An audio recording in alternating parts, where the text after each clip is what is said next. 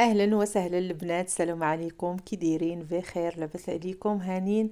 صحيحه مزيان؟ نتمنىكم تكونوا بخير وعلى خير، فرحانين ناشطين كيف العاده. وانتم كتشوفوا في هذا الفيديو اليوم فيديو جديد ووصفه جديده اللي ساهله ماهله كتوجد بسرعه، والاهم انها صحيه. قطيبه ديال الدجاج بواحد السبيله ولا بالاعشاب منسمه كيجيو لذاذ البنات بزاف، والصوبه ديال الخضره غنيه عن التعريف، كلشي كيعرفها، ولكن نشارك معكم طريقتي. ان شاء الله تعجبكم وتجربوها حتى نتوما. غادي نخليكم مع الفيديو، نتمنىكم ما تنسونيش من لي لايك ولي كومونتير، ونبداو على بركه الله. انتم شوفوا كلشي مقطعه الحداقه ومجده، كلشي تبارك الله. المهم انا عندي صدر ديال الدجاج قطعته على حسب القطيبات.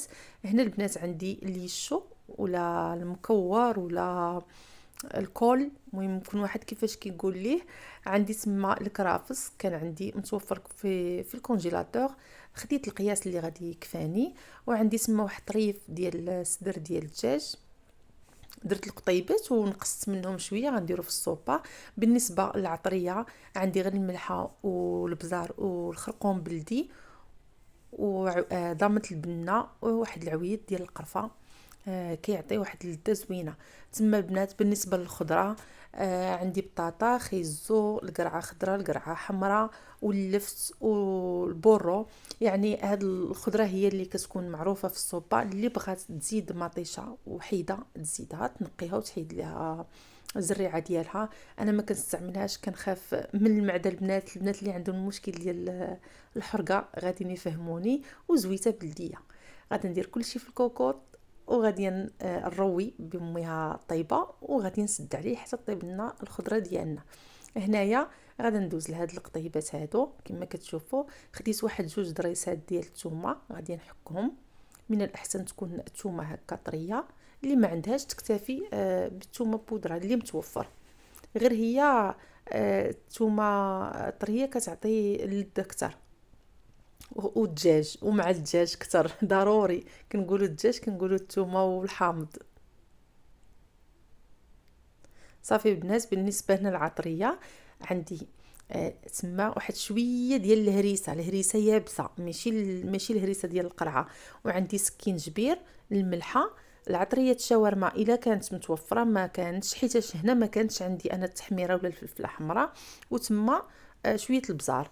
يعني آه، اللي ما متوفرش عند العطريه ديال الشاورما ما ديرهاش. هنا البنات عندي هنايا هاد التخليطه ديال الثومه مع القزبر والمعدنوس. هذه كتكون كاينه في الليدل، في الدي. بالنسبه للبنات اللي هنا في اوروبا، حتى في المغرب تبارك الله دابا كل شيء متوفر. انا البنات اللي في اسبانيا انا خديتها من اسكلات، كنت شاركتها معكم في الانستغرام. البنات اللي ما داخلينش عندي الانستغرام يدخلوا عندي، غنخلي لكم الانستغرام ديالي هنايا. والاعشاب اللي زادوا واحد اللذه زوينه البنات في هاد القطيبات هو الزعتر وفليو. عرفتي مني مشيت في الصيف المغرب جبت معايا فليو والزعتر، عرفتي كنستعملهم بزاف وخصوصا دابا في وقت البرد. ولكن راه واحد النسمه وواحد اللذه كيعطيو في الماكله الصراحه غزاله البنات.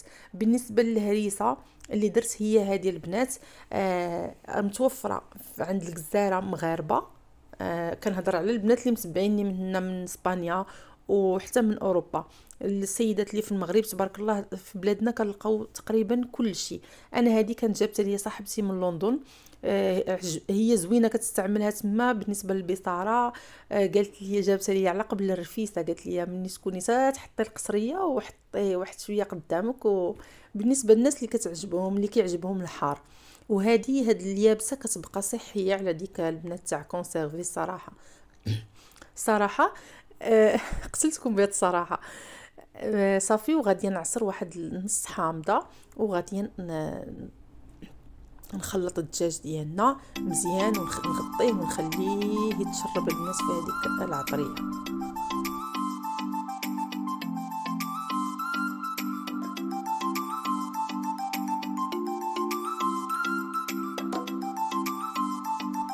الصوبه ديالنا هي طابت.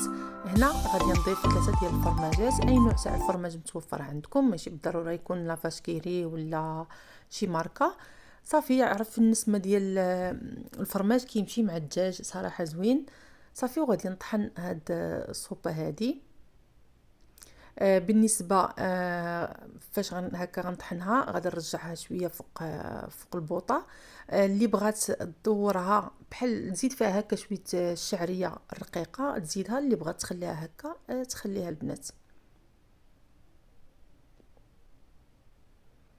هنا بالنسبه للبنات القطيبات غادي نديرهم غير في هاد الاله هذه ديال البانيني ولا هاد الساندويتشيريا.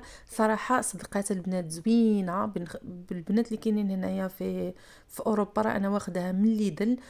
كندير فيها الخضره، كندير طاكوس، كنسخن فيها حتى الخبز. الصراحه كنستعملها بزاف. هكا قطيبات ديال الدجاج كندير فيها ستيك. كنت خديتها دابا شي عامين هادي، وصدقات الله يعمرها دار البنات الصراحه. الى اللي ما عندهاش يجيبوهم في الليدل، غير خذوهم بعينيكم مغمدين. شي حاجه هانتوما شوفوا ما شاء الله، شوفوا القطيبات شحال كيجيو زوينين. وكان هذا هو الفيديو ديال اليوم.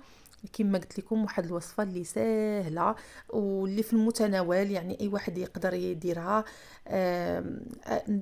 من الاحسن هكا الانسان نشاركوا مع بعضياتنا الاشياء اللي هي بسيطه، اللي تقدر تكون اي وحده جالسه تشوفها. المكونات يكونوا متوفرين عندها في الكوزينه وتنوض توجدها لوليداتها للعشاء. غنقول لكم البنات الى فيديو لاحق ان شاء الله باذن الله. شكرا لكم على الحب، على الدعم ديالكم، والى فيديو لاحق ان شاء الله باذن الله.